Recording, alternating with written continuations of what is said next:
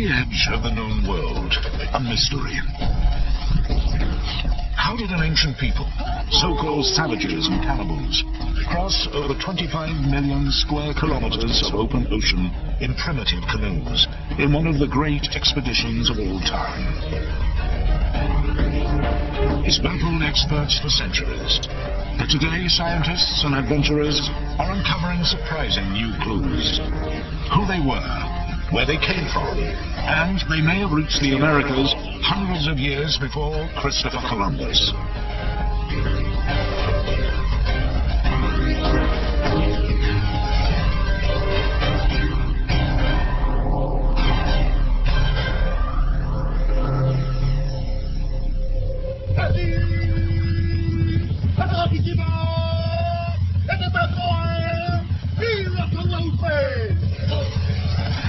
A race of explorers. They conquered the Pacific long before the Europeans. Then, all traces of them and their homeland seemed to disappear. Until now. Who were these people? What happened to them? And what was their secret? Easter Island, a tiny speck in the Pacific, thousands of kilometers from anywhere. This famed island, known as Rapa Nui, is home to the mysterious statues. But the greatest mystery is the people themselves.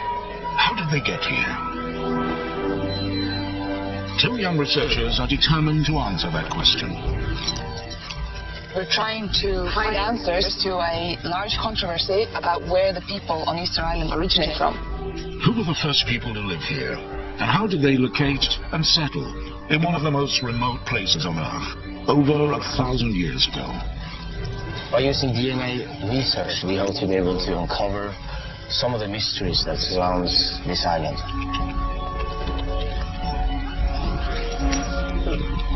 We're looking for the oldest people on the island and the most, what they say here, puro. Somebody who has a genealogy that is Rapa Nui for many generations back on both sides, mother and father. Taking genetic samples from the elders, they hope to find proof of their origins. Su sangre está muy fuerte. What we did now is take DNA from a woman whose last name indicates that she has a very interesting family tree, so it's important for us to be able to trace this. El padre de tu padre Se llama Matías. But it will take weeks for them to collect and test all the DNA samples. But right away, they're fascinated by what they hear from the elders. They say their forefathers came from a lost island continent known as Hiva, somewhere in the Pacific. Nuestra historia dice de que cuando el continente Hiva se hundió una explosión, desaparecieron y toda la gente emigraron. Stella and Eureka are determined to uncover the truth about those adventurers and their lost continent of Hiva. Together with a group of scientists, they intend to follow the trail back to see where it leads. It's so fascinating to be here on the hunt. Right down here. The elders say that this corner of the island is the starting point, where the first inhabitants arrived, led by a ruler called Hotu Matua. We are standing on the beach where legend says that the very first king, Hotu Matua, arrived on the island. And Hotu Matua, he originated from the lost continent, Hiva. As the researchers continue their work, other experts are following the same trail across the Pacific, starting at a set of islands over 3,000 kilometers to the northwest, a remote chain known as the Marquesas, part of the vast territory of Polynesia.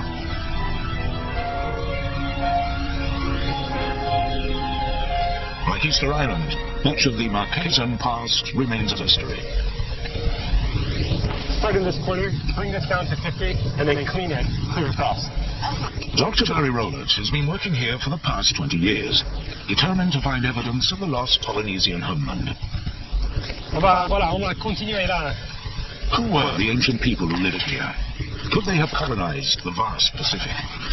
We're digging through the top deposit in order to get down to the richer cultural deposit, which has all of the artifacts left by the people who once lived here. He and his team are excavating a remarkable coastal site, one of the oldest in East Polynesia, finding clues that date back over 1,000 years. Something made out of iron. Clues that just may shed light on the Easter Islanders and the Polynesian shrouded past. Hey, Theo, c'est quoi ça? Roller believes that the ancient clan that lived here did colonize the vast Pacific. This is really nice. Middle to late 19th century. And evidence like this bone ornament is helping him make the case. This one's going in the museum.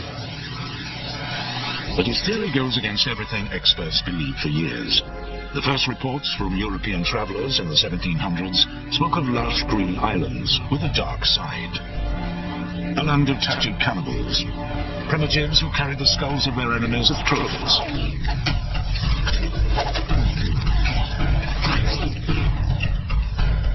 Marquesas was labeled one of the most savage places on Earth. Its people, simple barbarians.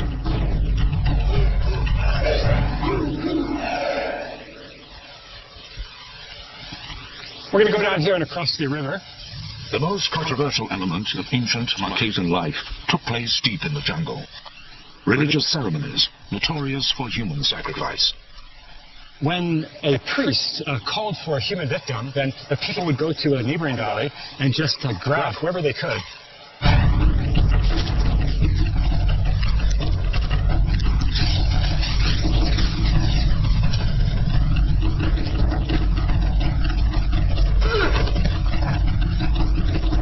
These were offerings, brutal and highly ritualized, known to all the clansmen here.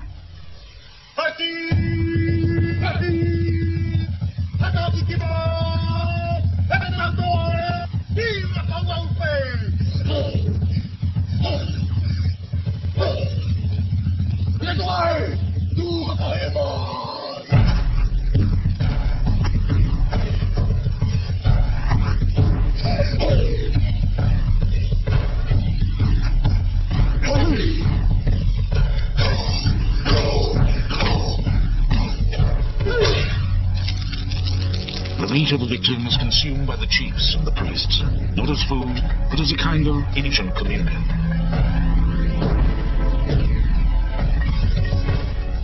It was not cannibalism to feed the population. It was in a highly ceremonial and religious context. It's no wonder early explorers saw the Marquesans as savages. They had almost no written language, no history, and by that time they were isolated, barely traveling at all. But Dr. Rowland is finding clues that the Marquesans' ancestors were more sophisticated, more civilized than anyone imagined. We're going to cross the river here. Centuries of thick jungle growth hide the secrets of that civilization. On va déboulesser un peu.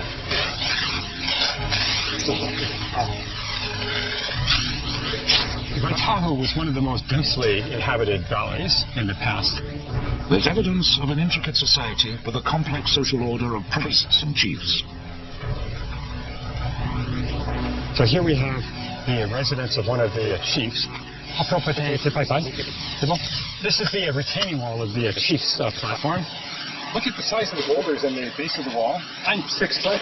This wall must be a good 8 feet tall. It's one of those cases where size really does matter, because the size of the stone and the size of the walls was a reflection of the status of the person living there. The most powerful chiefs command the construction of massive stone platforms known as pai-pai, foundations for housing and public ceremonies, all part of an elaborate, well-ordered, communal structure.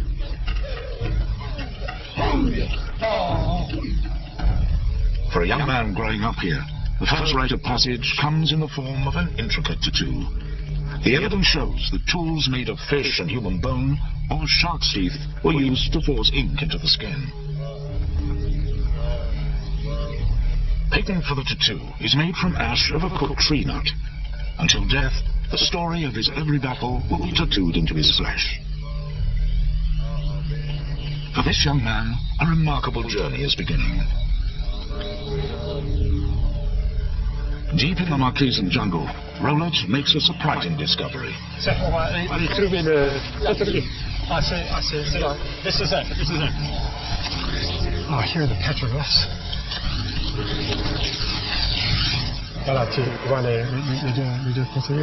Here in French Polynesia is a startling echo from Easter Island. Petroglyphs, and large tikis, like the great statues there. This is one of the few petroglyph sites that we know of in the Vivian Valley. Tikis and petroglyphs are images that represented deified ancestors. The head was the most sacred part of the body. So what you see here is just the representation of the eyes of the tiki. These petroglyphs are really interesting because they're so similar to the ones that we find on Easter Island.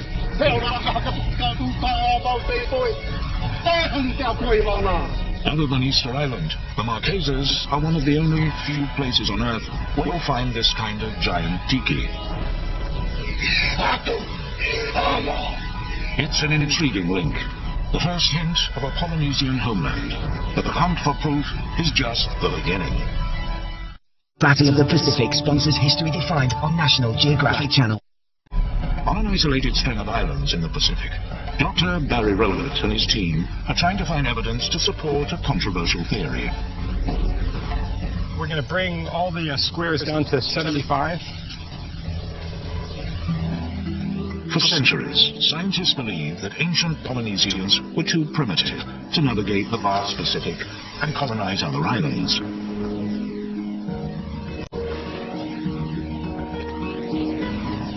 Earlier scientists and archaeologists believed that it was very difficult to travel across the ocean, and so that once Polynesians reached islands such as the Marquesas, people were isolated with no further voyaging.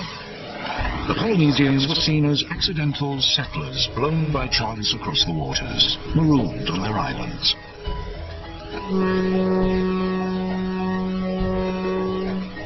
But Rowlett believes they were much more sophisticated. We're going to call this layer C because it's starting to get darker there. We can see already. That they intentionally made long round-trip journeys for trade and colonization. We're looking for archaeological evidence of inter-island voyaging and exchange.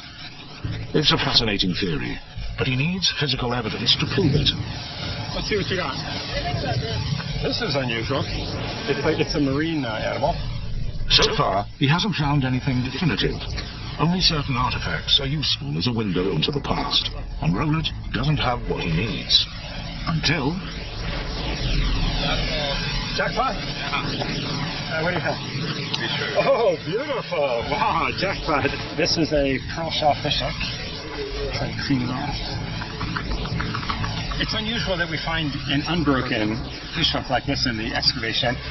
So I'm just recording the location of that fishhook we found. The fishhook is made of pearl shell, and that's the first major clue. It's quite rare because it grows best in lagoons, and there are no lagoons in the Marquesas.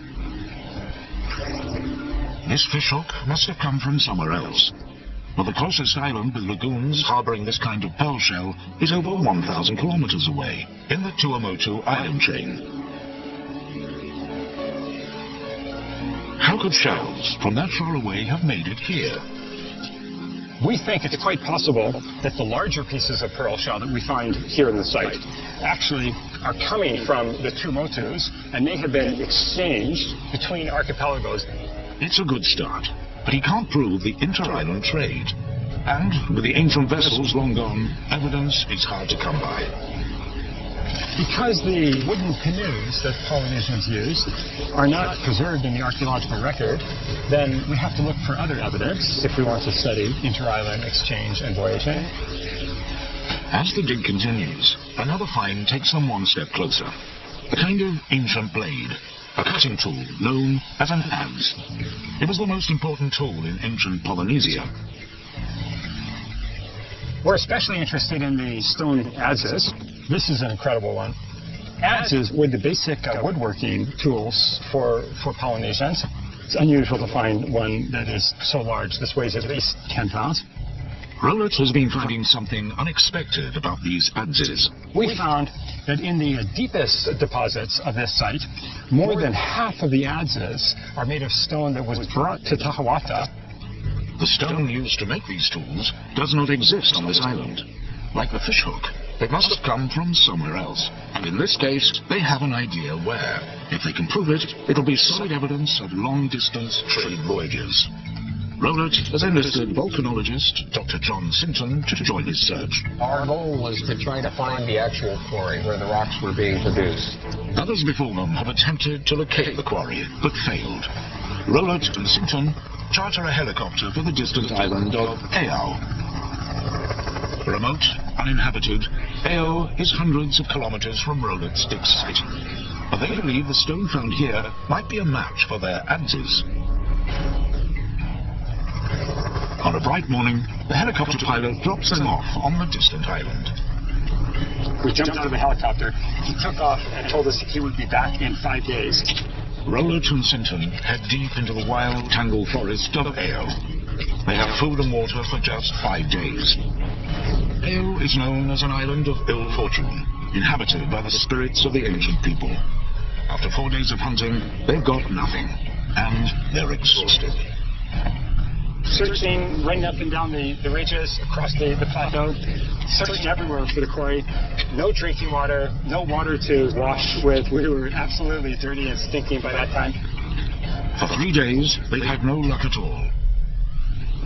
The day before we were supposed to be picked up by the helicopter, we were bushwhacking across a small ravine, and that's where we found the workshops for chipping the adzes. This may be the breakthrough they've been looking for, the stone source for the ancient tools. When we started to dig through the piles of flake, we realized there was nothing but stone debitage from hundreds of years of chipping away to manufacture these adzes. They look like the right kind of stone fragments, but they have to prove it's a match. Rowlett and Sinton take samples back to the lab to test their theory. This rock comes from the island of Aao in the Marquesas. We recognize this rock as what archaeologists call core, that is the primary source rock from which adzes could be fabricated. Dr. Sinton compares the source rock brought back from Aao with Rowlett's adzes. He needs to heat the rock into a molten form to analyze its chemical composition.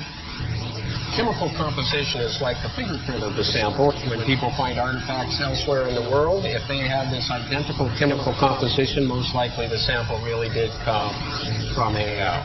The liquefied rock is pressed into glass discs that will allow Sinton to analyze their chemistry.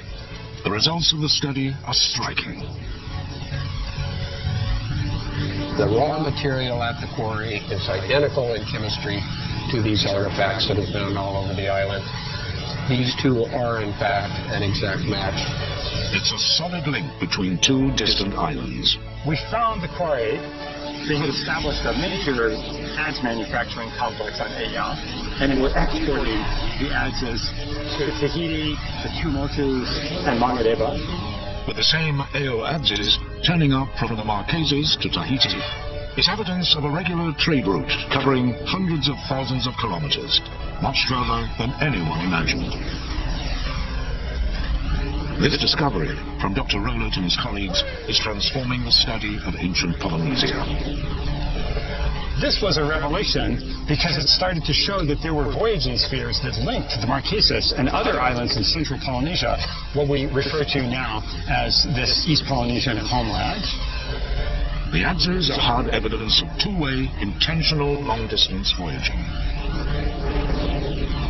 This is a radically different idea or view of Polynesian societies, because instead of looking at them as being isolated, we now see a lot of interaction and communication.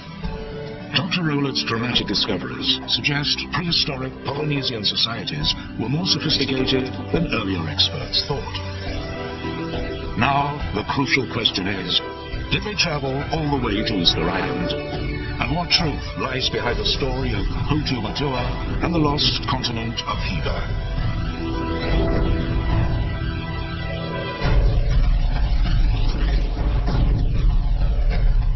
On Easter Island, the elders are positive their forefathers came from an ancient homeland called Hiva. To them, the facts are clear. Hiva is described as a land of green and jagged cliffs, ruled by tattooed warriors and fierce clans. Conflicts erupt, and rival clans go to war.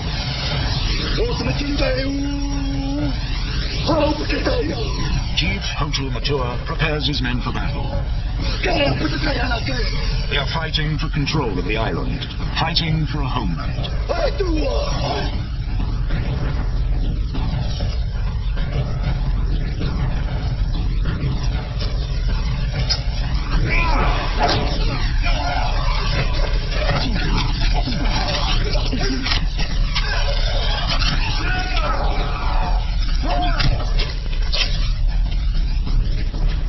Chief Hotu Matua and his men lose a decisive battle. Defeated, they must flee.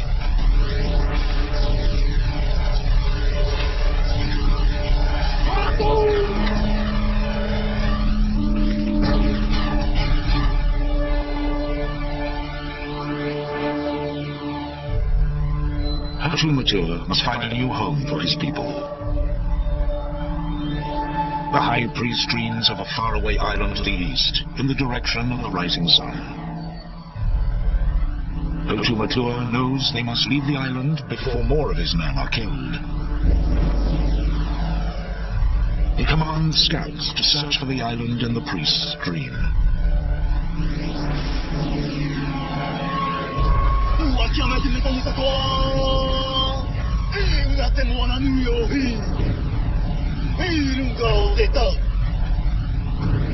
That's the Easter Islanders' story. But could ancient Polynesians from the Marquesas region have traveled so far? Thousands of kilometers across the ocean. Did they even have the right vessels? That's the huge question boat restoration expert Bono Louis is wrestling with. On a construit cette pirogue-là, on a fait des recherches. C'est une pirogue de guerre.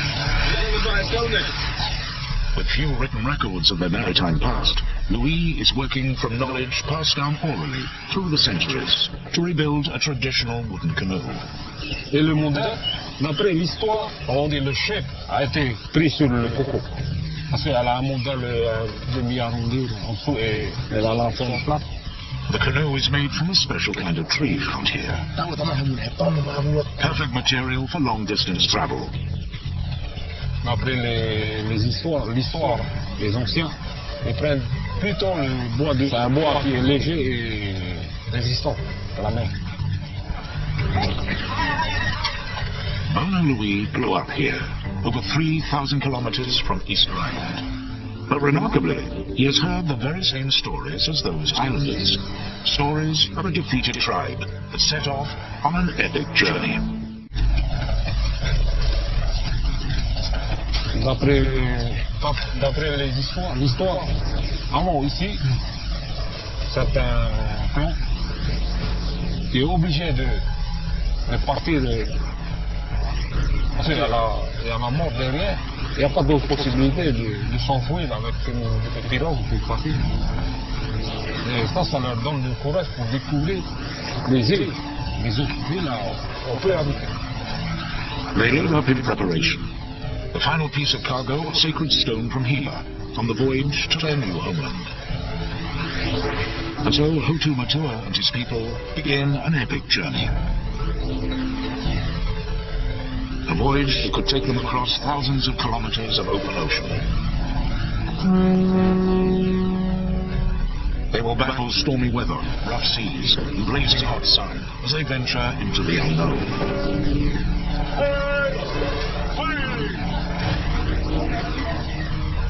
The canoe will be their home for many weeks, but with no land en route, food and fresh water will be scarce. S'il n'y a pas assez de nourriture dedans, il y a la suivante. Et s'il n'y a pas de pluie, il y a danger. All they have are a few coconuts, whatever fish they can catch. Ils pêchent souvent des requins. Comme c'est un poisson qui est très dangereux.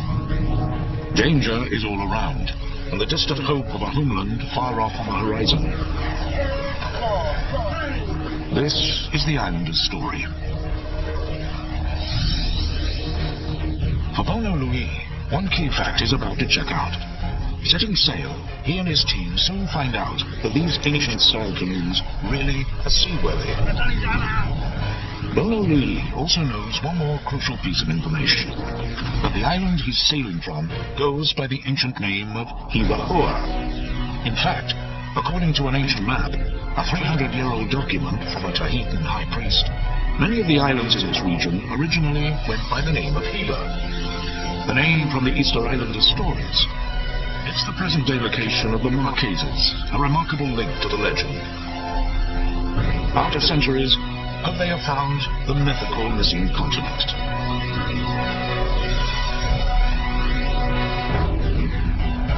It's clear that the ancient Polynesians sailed the South Seas, but the Pacific Ocean covers 1/3 of the Earth's surface.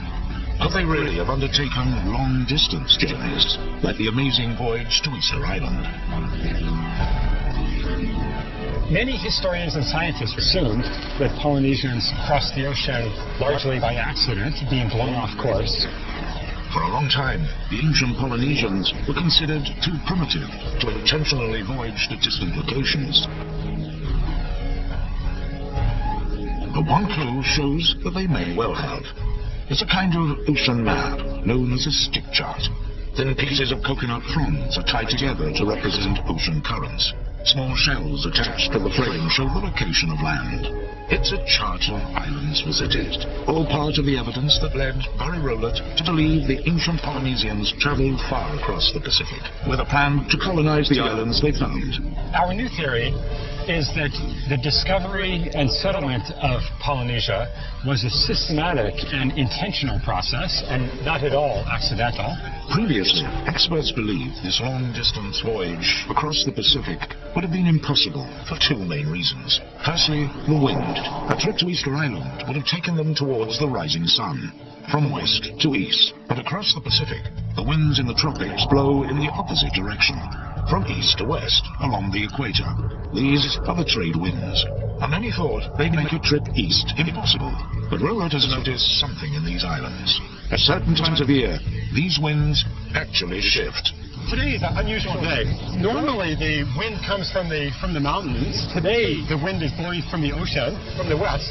Some of the earlier researchers just looked at the prevailing winds and they didn't take into account the seasonal changes. These changing winds are called the westerlies. Any ancient sailor would have known about them. The westerly winds then would come and go. Polynesians would wait for them to come in order to sail to some place that would otherwise be difficult to get to. This would allow a canoe, like Hotugan Tours, to sail east with the wind at their backs. But there was still a second major obstacle: navigation. How did they pinpoint land in an immense ocean without a compass or any other tool? Nainoa Thompson and the Polynesian Voyaging Society are working to find answers. I really believe navigation is at the core of who we are as people. Here it comes. They intend to prove their ancestors were able to sail on epic two-way journeys across the Pacific. Open the main. And that they have the navigation skills to do it. Come on. Thompson is a master navigator. And then we're going to start to owning the canoe that way. He trained with one of the few people on Earth who knew the secrets of how the ancients once steered by the stars. Micronesian navigator Mau Pialu learned this craft through oral traditions, passed down from generation to generation, over 3,000 years. Everything you see on this canoe that we do today, fundamentally, it all came from Mau. How did the ancients find their way across the vast Pacific? And in a culture with no writing, how were routes and directions passed on?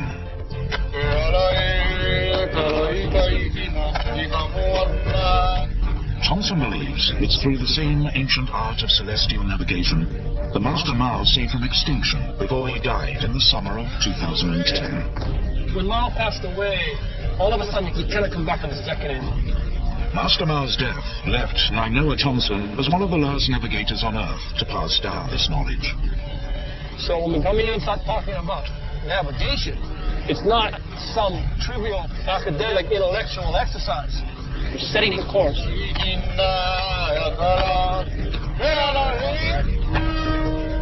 Now Nainoa Thompson just needs to prove that this ancient knowledge would have allowed their ancestors to cross thousands of kilometers of open water to find their way to Easter Island. In the middle of the Pacific, the Polynesian Voyaging Society is trying to demonstrate that their ancestors could navigate vast stretches of open ocean long before the compass was even invented. Well, I'm good to get the sails up.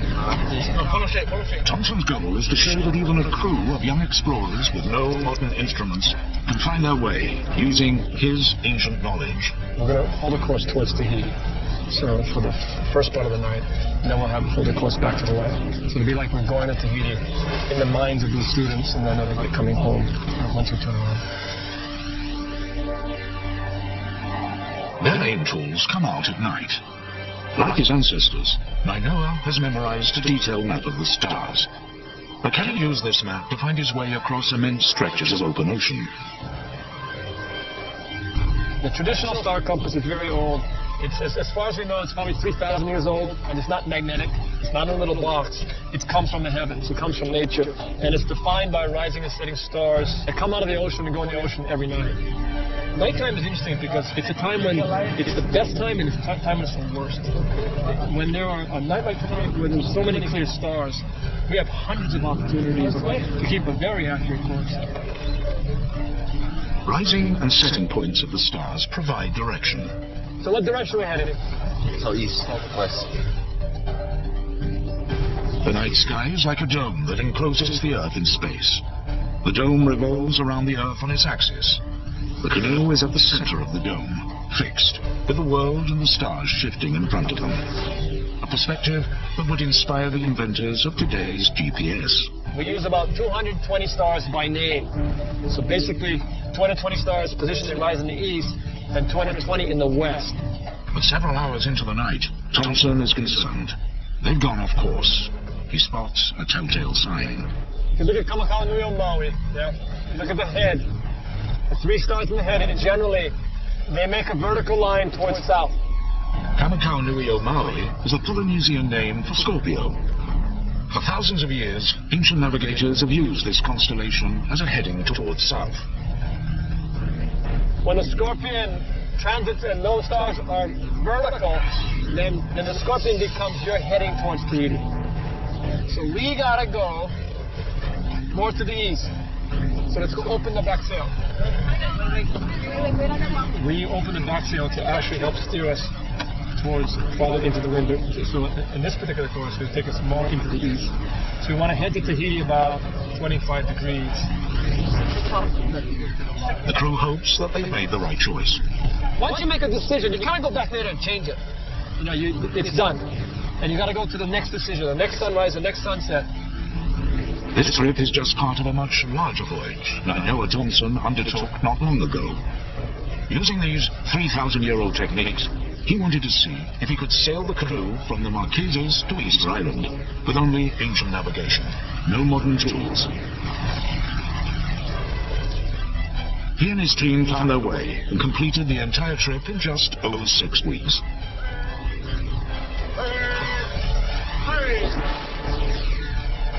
Thomson's journey was the evidence researchers had been looking for. The proof that Hotu Matua could well have traveled from Hiva to Easter Island.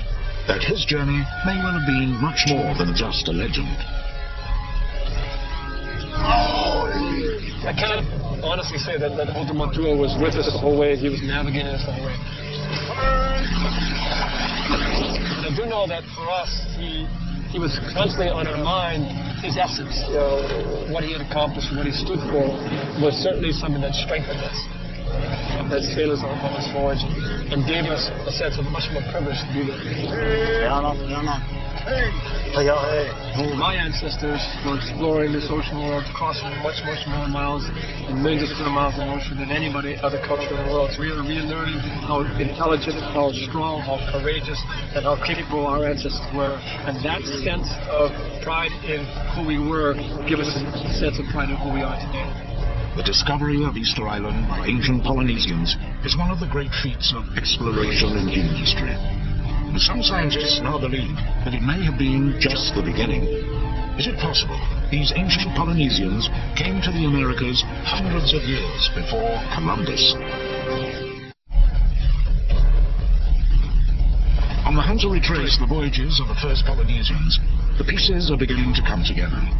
These ancient travelers did have the tools and the knowledge to colonize the Pacific. But is there evidence to show they went all the way to Easter Island and beyond? The one real proof will be the blood of the Easter Islanders themselves. Back on Easter Island, the DNA research is just coming in, the final piece of the puzzle. We've managed to get 21 blood samples here on Easter Island from elders, so it'll be extremely excited to see how they turn out. Their goal is to determine where the people of Easter Island originated from, and how far their ancestors might have voyaged. The work is underway at a lab in Norway. Contrary to what a lot of historians and scientists have written about the Easter Islanders, they themselves think that they came from an ancient homeland called Hiva. And that's what we're trying to find out more about with our DNA work. When the results come back, Sturla is thrilled. Our work actually can confirm that the ancient Polynesians came from a Central East Polynesian homeland. This is the proof they've been looking for. The Easter Islanders did come from Polynesia. Hoto Matua, or one of his countrymen, did make the long voyage across the ocean. It's what many have suspected, but it's never been proved until now. The genetic results have one extra surprise. All the samples that we tested, two were really interesting and surprising to us. These two have some South American DNA deep inside their genetic history. And that may point to even further voyages. The DNA results suggest that Polynesians traveled to South America hundreds of years before Christopher Columbus. It's an amazing theory. The Polynesians beat Columbus to the New World by centuries. But can science prove it? Back on the Marquesas, Barry Rowlett has stumbled on one surprising bit of evidence. The humble sweet potato. The sweet potato gives clues to understanding the extent of Polynesian voyaging. Today, it's found all over Polynesia, but it's not a native plant. It's native only to South America, and so it had to have been introduced to Polynesia. So how did it get there? Unlike the coconut, which can float on the ocean and survive many months at sea and then start growing if it lands on a deserted island, the sweet potato would just sink and die if it falls into the ocean. And so for it to get from South America to Polynesia, someone had to bring it here. Carbonized sweet potatoes found in Polynesia have been dated back as far as 1000 AD. Scientists believe that it may have been the South Americans themselves who introduced the sweet potato to Polynesia. But now, Rowlett's discoveries and the expeditions of the Polynesian Voyaging Society reveal that it was the Polynesians who had the knowledge, tools, and skill for long-distance round-trip voyaging. That has changed everything. Now, we believe that it was the Polynesians who reached South America and then came back with the sweet potato. Polynesians traded and made contact with islands all the way from the South Seas to South America. They were the great explorers of their age. And the place they set out from was in fact a central homeland, what the Easter Islanders called Hiva. But this homeland is not quite what people had envisaged. Hiva did exist. It's just that the earlier scientists were looking for it in the wrong form. We believe that this was the homeland from which people left to settle Easter Island, Hawaii, and New Zealand. Easter Island, Hawaii, and New Zealand form 3 points of the Polynesian Triangle. At over 25 million square kilometers, it's the largest cultural territory in the world. Europeans and Americans who've grown up on continents tend to think of the land as their home, but Polynesians see the sea as their home. Their view of the world is this enormous ocean or territory with islands throughout. Rowlett believes that Hiva was the central homeland from where ancient Polynesians created a water continent. Metaphorically speaking, Hiva may not have been a continent per se, but instead a group of islands that were connected by long-distance voyaging. At over 25 million square kilometers, the Polynesian Triangle will be the third largest continent on the planet, but it will be doomed to disappear in later years when they stopped long-distance voyaging. The disappearance of the continent, or the sinking of the continent, then was simply the breakdown in the interaction sphere that led to the isolation of these islands. For Rowlett, all the facts add up. This is incredible when we consider that Polynesians were crossing oceans, crossing the Pacific Ocean, the largest ocean in the world, centuries before Christopher Columbus. So the Easter Islanders' claims do make sense. Their forefathers were some of the great navigators on the most remarkable human journeys of their age, as they charted a course across an island world to colonize vast stretches of the Pacific. Polynesia is an ocean it's an ocean land. And from that perspective, this ocean is not what divides us on the earth, it's what connects us. And this ocean is the highway of our ancestors.